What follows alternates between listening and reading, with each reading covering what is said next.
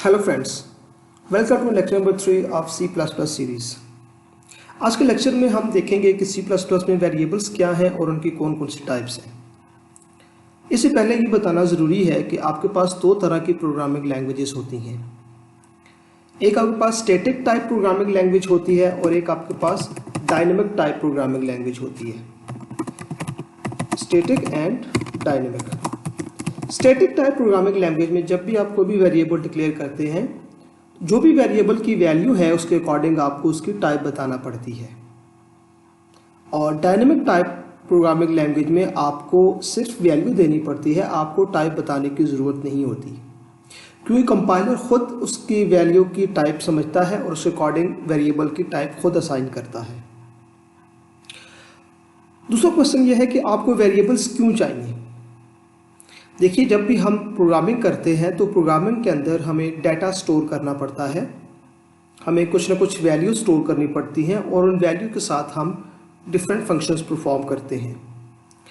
तो वो values machine की मेमोरी में होनी चाहिए। इन वैल्यूज़ को मशीन की मेमोरी के अंदर रखने के लिए आपके पास वेरिएबल्स हैं।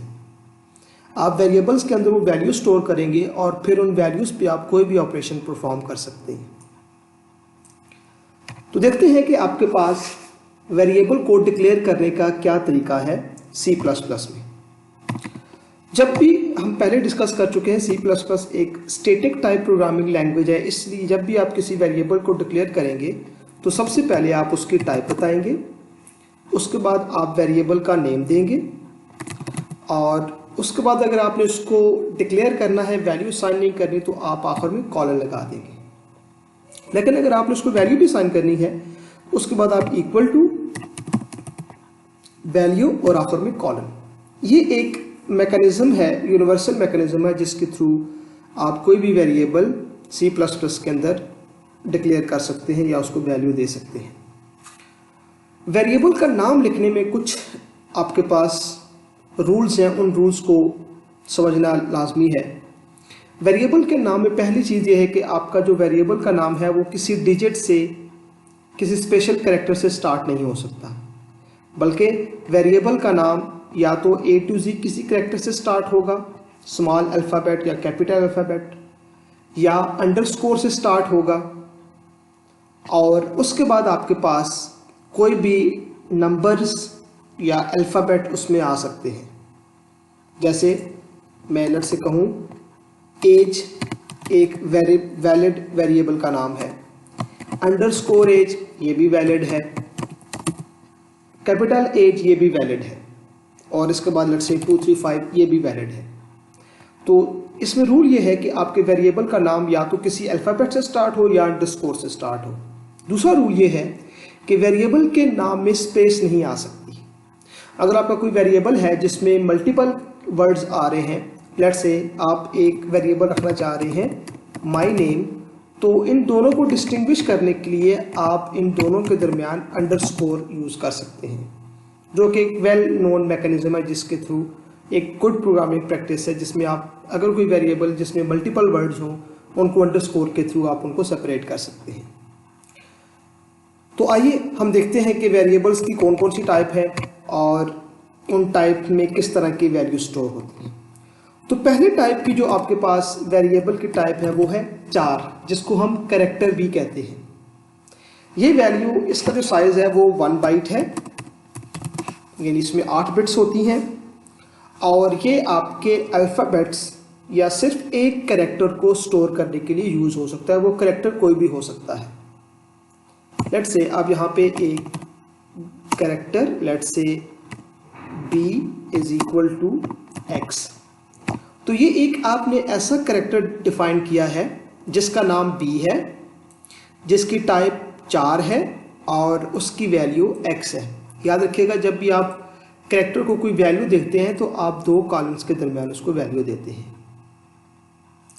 इसी तरह से अगर आपने कोई वेरिएबल यूज़ करना है किसी और तरह का, तो आपके पास इंटीजर्स भी हैं। पहले हम बेसिक देख लेते हैं कौन कौन से हैं। आपके पास कैरेक्टर है, आपके पास इंटीजर है। इंटीजर जो है वो नंबर्स को यूज़ करने के लिए, उनको स्टोर करने के लिए यूज़ होते हैं। इसके अलावा आपके पास फ्लोट्स हैं। फ्लोट ऐसे डाटा टाइप्स हैं जो कि पॉइंट्स वाले नंबर को स्टोर कर सकते हैं। आपके पास डबल है जो कि पॉइंट नंबर्स को स्टोर करते हैं और इनका साइज फ्लोट से ज़्यादा होता है। इसके अलावा आपके पास W4 है, बेसिकली ये भी एक कैरेक्टर को स्टोर करने के लिए यूज़ होता है, लेकिन इसमें आप दो कैरेक्टर को स्टोर कर सकते हैं। 4 जो है वो सिंपल एक कैरेक्टर को स्टोर करता है, जबकि W4 जो है वो दो कैरेक्टर्स को स्टोर करता है। इसके अलावा बूल है, ये सिर्फ ट्रू या फॉल्स वैल्यू को स्टोर करता है। और इसके अलावा आपके पास एक वाइड है जो कि जिसकी कोई बैकएंड पे मेमोरी नहीं होती। वाइड को हम पॉइंटर्स के लिए यूज़ करते हैं, तो इसको फिलहाल हम छोड़ते हैं, बाकियों को हम डिस्कस करते हैं, जिसमें कैरेक्टर है, इंटीजर है, फ्लोट है, डबल है, W4 है और बूल है। इन बेसिक डाटा टाइप्स के पास साथ कुछ आपके पास मॉडिफायर्स भी हैं। मॉडिफायर्स जो हैं बेसिकली ऐसे कीवर्ड्स हैं जो कि आपके बेसिक डाटा टाइप के साथ एडिशनल फंक्शनैलिटी ऐड कर रहे होते हैं। इनमें जो है वो आपके पास साइंड है। साइंड का बेसिक मतलब ये है कि आप किसी भी इंटीजर को सिर्फ साइंड कर सकते हैं, यानी उसमें प्लस माइनस दोनों तरह की वैल्यूज हो सकती हैं। अनसाइंड में आपके पास कोई साइन नहीं होगा, सिर्फ प्लस माइनस होगा। और इसके अलावा आपके पास शॉर्ट है, ये वेरिएबल के साइज़ को कम कर रहा होता है, और लॉन्ग है जो कि आपके वेरिएबल के साइज़ को इंक्रीज कर रहा होता है। तो ये कुछ मॉडिफायर्स हैं, इन मॉडिफायर्स को भी हम डिस्कस करेंगे। तो अभी हमने एक कैरेक्टर डिक्लेयर किया है और उसके अंदर आपने एक वैल्यू स्टोर की है, ये 1 बाइट की है। अगर आप इस कैरेक्टर को अनसाइंड कर दें, unsigned character a is equal to let's say G, तो अब ये जो अनसाइंड कैरेक्टर है इसका मतलब ये होगा कि ये भी 1 बाइट का ही है, लेकिन इसमें सिर्फ पॉजिटिव वैल्यू स्टोर हो सकती हैं, इसमें नेगेटिव वैल्यू स्टोर नहीं हो सकती। अगर आप इसको सिंपल सी आउट करके चेक करें तो आपके पास दोनों के केसेस में 2 कैरेक्टर्स आएंगे। आप इसको रन करके चेक कर सकते हैं कि आपके पास यहाँ पे, इसको आप सेव करें और इसको आप रन करके चेक करें तो आपके पास कंपाइल एंड रन, ओके, ये देख सकते हैं आपके पास x और g जो हमने इसके अंदर सेव किए हैं वो वेरिएबल यहाँ पे अब उनकी वैल्यूज यहाँ पे आ चुकी हैं। इसके अलावा आपके पास साइंड कैरेक्टर भी होता है।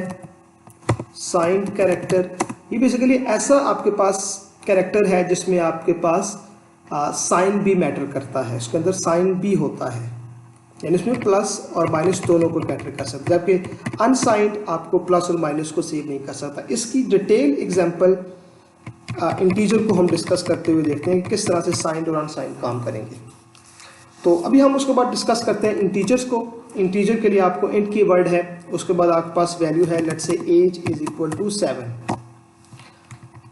ऑब्वियसली आप इसको प्रिंट कर सकते हैं, जैसे ही आप इसको रन करेंगे तो आपको ज़ाहिर नज़र आ जाएगा सी आउट जो भी इसकी वैल्यू है 7। अब इसका आपके पास एक मॉडिफायर है, बेसिकली जो इंटीजर है वो बाय डिफ़ॉल्ट 4 बाइट का होता है। ओके, अगर आप इसको अनसाइंड इंटीजर करते हैं, unsigned int x is equal to 89, तो अनसाइंड का मतलब ये होगा कि अब आप x के अंदर सिर्फ पॉजिटिव वैल्यूज को स्टोर कर सकते हैं, नेगेटिव वैल्यूज में स्टोर नहीं हो सकती। जैसे हमने यहाँ पे इसको 89 असाइन किया है तो ये वैल्यू इसमें स्टोर हो गई है, लेकिन अगर इसको मैं -89 दूंगा तो ये वैल्यू इसमें स्टोर नहीं हो सकेगी क्योंकि ये अनसाइंड है। आप देख सकते हैं यहाँ पे कोई डिफरेंट वैल्यू आ गई है। तो जो साइन कैरेक्टर है वो सिर्फ पॉजिटिव वैल्यूज को स्टोर करने के लिए यूज होते हैं। इसी तरह से आप साइंड कैरेक्टर की बात करें, साइंड इंटीजर की बात करें तो ये बिल्कुल ऐसे ही है जैसे आपके पास सिंपल इंटीजर है, ये दोनों सेम है। इन्हें अगर मैं इंट एज लिखूं या साइंड इंट एज लिखूं ये दोनों सेम है, क्योंकि इंटीजर भी वही काम कर रहा है और साइन इंटीजर भी वही काम कर रहा है। लेकिन इसके साथ एक इंपॉर्टेंट है short int. Short int g is equal to let's say हम यहाँ पे कोई भी वैल्यूज को देते हैं, तो शॉर्ट का जो कीवर्ड है बेसिकली वो आपके बेसिक डाटा टाइप की वैल्यू को कम कर रहा होता है। जैसे इंटीजर जो है वो 4 बाइट है, जबकि जो शॉर्ट इंटीजर है वो आपके पास 2 बाइट है। यानी अगर आप कोई ऐसा प्रोग्राम लिखना चाह रहे हैं जिसमें आपके पास जो अंडरलाइंग मशीन है उसकी मेमोरी कम है और आप वैल्यूज़ मेमोरी को अच्छी तरह से यूटिलाइज करना चाह रहे हैं, तो आप वहाँ पे डिफरेंट टाइप की डाटा टाइप्स दे सकते हैं। अगर आपने छोटी वैल्यू स्टोर करनी है तो आप उसको शॉर्ट करें, अगर बड़ी वैल्यू यूज़ करनी है तो आप उसको इंट कर सकते हैं। यहाँ पे हम इसका साइज़ भी दोनों का चेक कर सकते हैं। आपके पास एक फंक्शन है साइज ऑफ एज, और इसी तरह से लेट्स से हम यहाँ पे इसके साथ ही साइज ऑफ जी भी चेक करते हैं। याद रखिएगा एज जो है वो इंटीजर है और जी जो है वो शॉर्ट है। तो अगर आप इसको चेक कर सकें तो आपके पास देख सकते हैं एज 4 बाइट का है और शॉर्ट 2 बाइट का है। इसी तरह से वही आपके पास जिस तरह से शॉर्ट है, आपके पास साइंड शॉर्ट इंट भी हो सकता है।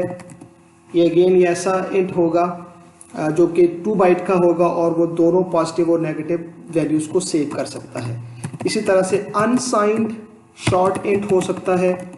ये ऐसा इंट होगा, शॉर्ट इंट होगा जिसकी साइज 2 बाइट होगा और वो सिर्फ पॉजिटिव वैल्यूज़ को स्टोर कर सकेगा, वो नेगेटिव वैल्यूज़ को स्टोर नहीं कर सकता। इसके अलावा आपके पास जो नेक्स्ट है वो है लॉन्ग।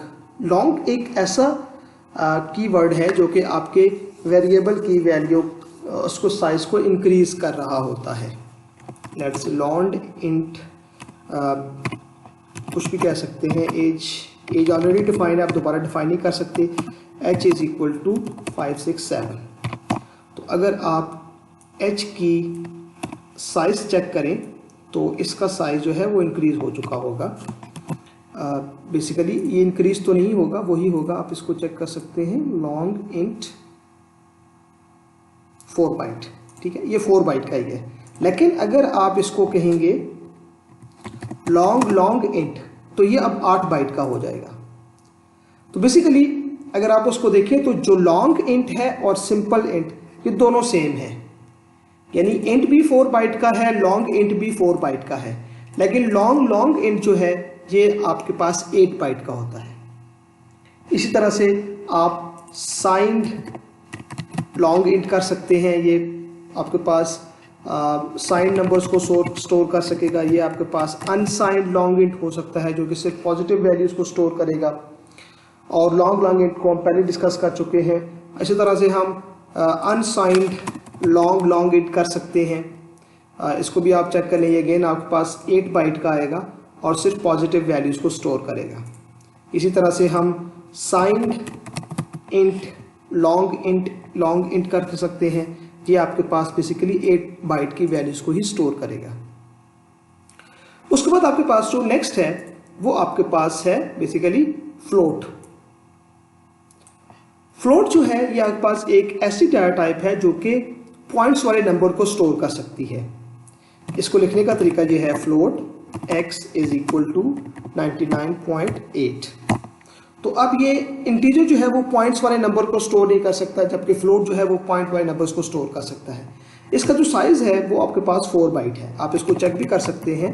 सी आउट, पहले आप इसकी वैल्यू को आउट करते हैं x, और उसके बाद हम इसके साइज को आउट करते हैं, साइज ऑफ x। अब जैसे इसको रन करेंगे तो आप देख सकते हैं कि इसकी वैल्यू जो है वो 99.8 है और इसका साइज 4 है। 4 का मतलब ये है कि इसमें 4 बाइट्स का बैकएंड पे मेमोरी असाइन हुई है। इसी तरह से आपके पास डबल है। याद रखिएगा फ्लोट के साथ आप लॉन्ग यूज़ नहीं कर सकते, साइंड यूज़ नहीं कर सकते। आप चेक कर सकते हैं अनसाइंड फ्लोट, ठीक है। तो ये आपके पास एरर होगा क्योंकि साइंड और अनसाइंड जो है वो सिर्फ इंटीजर के साथ यूज़ किए जा सकते हैं। ओके, और अब दूसरे कैरेक्टर के साथ भी। उसके बाद अगर आपको ज़्यादा मेमोरी चाहिए तो फिर आप डबल यूज़ कर सकते हैं। डबल भी फ्लोट की तरह से ही है, ये भी पॉइंट्स वाले नंबर को सेव करता है, लेकिन इसकी जो मेमोरी है वो फ्लोट से ज़्यादा है। फ्लोट 4 बाइट का है, जबकि डबल जो है वो आपके पास 8 बाइट का होता है। ये आप देख सकते हैं, डबल 8 बाइट का है। अगर आपने डबल की वैल्यू को आपने मेमोरी को इंक्रीज करना है, 8 बाइट से 12 बाइट करना है, तो फिर आपके पास लॉन्ग कीवर्ड है। लॉन्ग के थ्रू आप डबल का जो साइज है वो 12 बाइट कर सकते हैं। अब यहाँ पे आउटपुट पे चेक कर सकते हैं, सॉरी ये 16 होगा, 12 नहीं 16, ठीक है।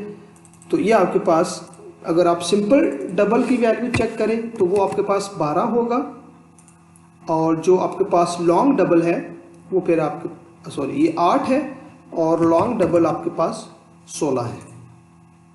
आप किसी भी वेरिएबल का साइज ऑफ फंक्शन के थ्रू चेक कर सकते हैं।